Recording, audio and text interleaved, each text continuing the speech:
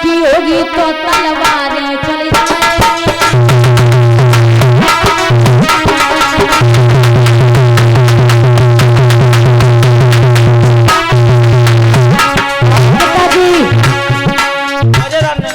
अगर कन्हैया इस आंगन में आया तो नतीजा बहुत बुरा होगा। बेटा तो हमारे जब बुढ़ापे की फायदा उठा रहे हो, उठा ले। सुनो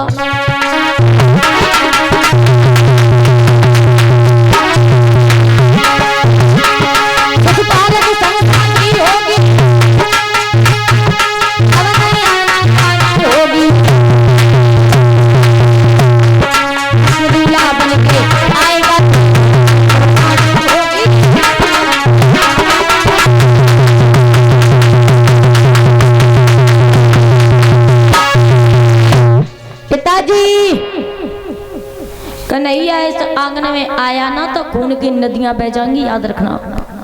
रुकम।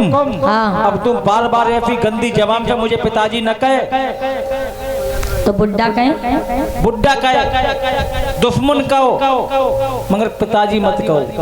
मगर तेरी बुद्धि में अभी तक ये नहीं आया कि मैं अपने फाले के लिए, अपनी बहन करने के लिए कह रहे हैं। ऐसा दुनिया में कभी नहीं हुआ है, किसी ने नहीं किया है। तो पिताजी हाँ, किसी ने नहीं किया, वो आज ये तुम्हारा बेटा इतिहास रचेगा। ये बताइए रुकुम। हाँ। वो तुम्हारे घर जब आता है तुमसे क्या कहता है? क्या कहता है? जीजा। और तुम उसके घर जाओगे तुम क्या कहोगे? साले साहब। कैसे कह लोगे फिर?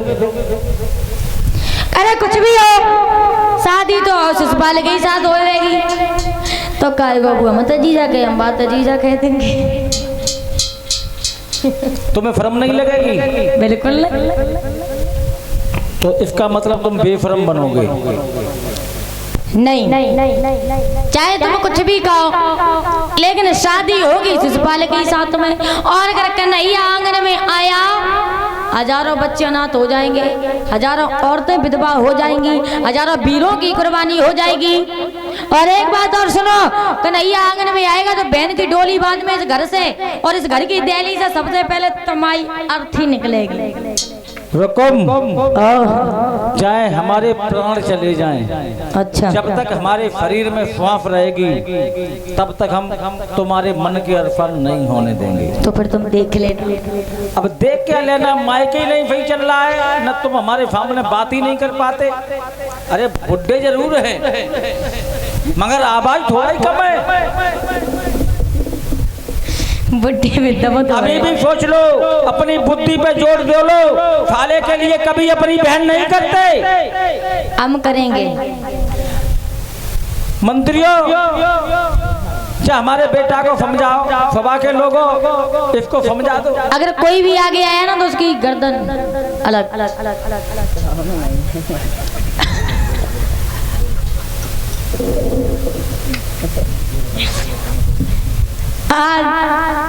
रुकम वहां से आगे बढ़ा, नाई और पंडित को बुलाया।